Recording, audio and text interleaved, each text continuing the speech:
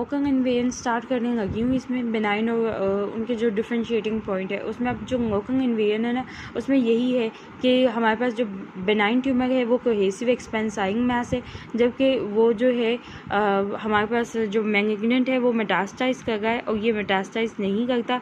इसके इर्द गिर्द एक प्रॉपर फाइब्रस कैप्सूल बनता है by the activation of fibroblast. अब ये जो है ट्यूमर जब एक्सपैंड कर रहा होता है तो हाइपोक्सिक डैमेज होता है पैरेन्काइमल सेल्स को उस प्रेशर की वजह से, तो इसकी वजह से फिब्रोब्लास्ट एक्टिवेट होते हैं और वो एक फाइब्रस टिश्यू जो बेनाइन ट्यूमर है उसके इर्द गिर्द बना देते हैं।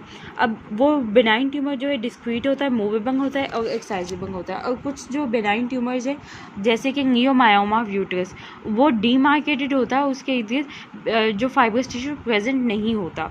और कुछ में ऐसा होता है कि ना डीमार्केशन भी नहीं होती और जो है फाइब्रस टिश्यू भी नहीं होता है कुछ बेनाइन ट्यूमर्स में, जैसे कि वैस्कुलर नियोप्लाज्म है हेमेंजियोमा वगैरह में। और कुछ जो मैलिग्नेंट ट्यूमर्स कुछ इस तरह के होते हैं कि वो अपीयर होते हैं, जो स्लो ग्रोइंग मैलिग्नेंट ट्यूमर है वो इस तरह से अपीयर होते हैं कि दैट दे आर एनकैप्सुलेटेड है, उनका कैप्सूल है, लेकिन वो जो है वो सराउंडिंग टिश्यू का स्ट्रोमा होता है जो कि डिसेप्टिवली इस तरह से लगता है कि मैलिग्नेंट ट्यूमर्स का एक डिमार्केशन सी बनी हुई है। अच्छा, ये सिर्फ मोकंग इन्वेजन में इतना कुछ खास नहीं है, जस्ट ये एक रीड है। उसके बाद मेटास्टेसिस जो है ना, अब उसने जो मैलिग्नेंट ट्यूमर है वो मेटास्टाइज करता है, वो 3 प्रोसेसेस हैं उनके थ्रू मेटास्टाइज करता है। उसमें जो है हमारे पास seeding within the body cavities है और लिम्फेटिक स्प्रेड है और हेमाटोजेनस स्प्रेड है। अच्छा, इसमें जो ये है ना, ये थोड़ा सा ये कि ये एक दो बातें वैसे क्यों हैं कि 30% of patient with newly diagnose solid tumours जो हैं वो मेटास्टैटिक होते हैं, वो उनमें मेटास्टेसिस होता है। इसके अलावा जो है और इसके अलावा इसमें कोई ख़ास बात नहीं उनकी भी, बस आगे से ये है कि डिसैमिनेशन कैसे होगी। ये यूक्यू हो सकता है कि डिसैमिनेशन है वो seeding within the body cavity हो सकता है, लिम्फेटिक स्प्रेड हो सकता है और हेमाटोजेनस है। अब जो seeding within the body cavity है ना, ये होती है ओवरीज के कैंसर ऑफ ओवरी जो है इसमें all over the peritoneum surface cancer metastasise कर सकता है और सिर्फ पेरिटोनियम सरफेस पे जाता है and yet not invade the underlying tissue. इसी तरह जो है ना हमारे पास सेंट्रल नर्वस सिस्टम जो है, सेंट्रल नर्वस सिस्टम के जो है नियोप्लाज्म जैसे मेडियोब्लास्टोमा या एपेंडाइमोमा जो है वो पेनिट्रेट कर सकता है सेरेब्रल वेंट्रिकल्स को, CSF के थ्रू जाएगा और किसी भी मेनिंजियल सरफेस पे जाके अटैच हो जाएगा ब्रेन या स्पाइनल कॉर्ड की। तो ये जो है ये बॉडी कैविटी के थ्रू स्प्रेड जो है वो होगा।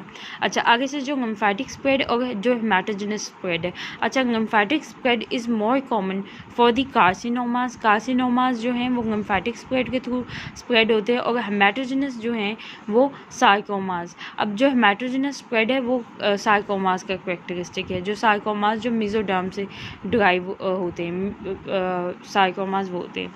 अच्छा, अब जो लिम्फेटिक स्प्रेड है ना इसमें ये है ऑब्वियसली लिम्फ्स के जो प्राइमरी नियोप्लाज्म है और नेचुरल पाथवेज जो हैं ऑफ लिम्फेटिक ड्रेनेज जो हैं ये pattern of lymph node involvement को डिफाइन करेंगे कैसे होगा।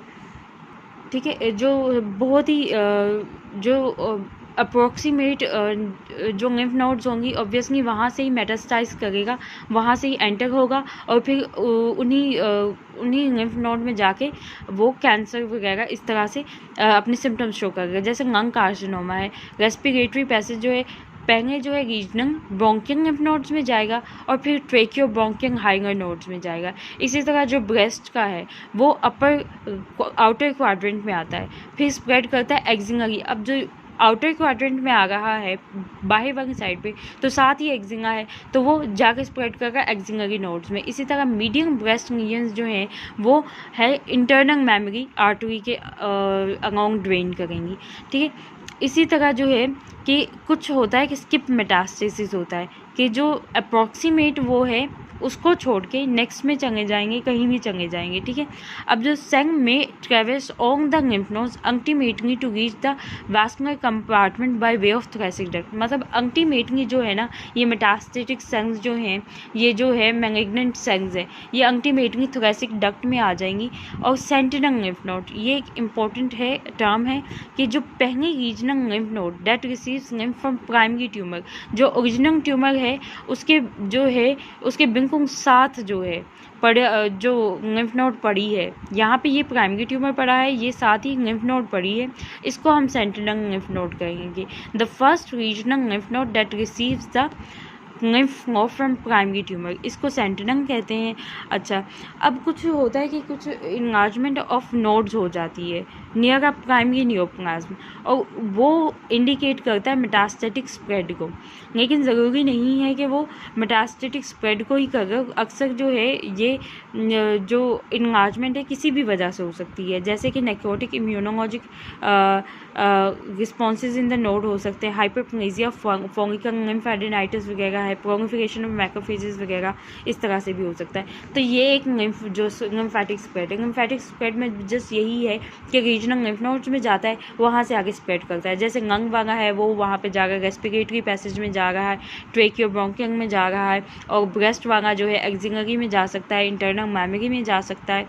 इसके अलावा सेंटिनल लिम्फ नोड्स है। अच्छा, अब हेमाटोजेनस स्प्रेड जो है ना, हेमाटोजेनस स्प्रेड में जो है ना is favoured pathway for sarcomas, हमने यही कहा ना सार्कोमास के लिए है।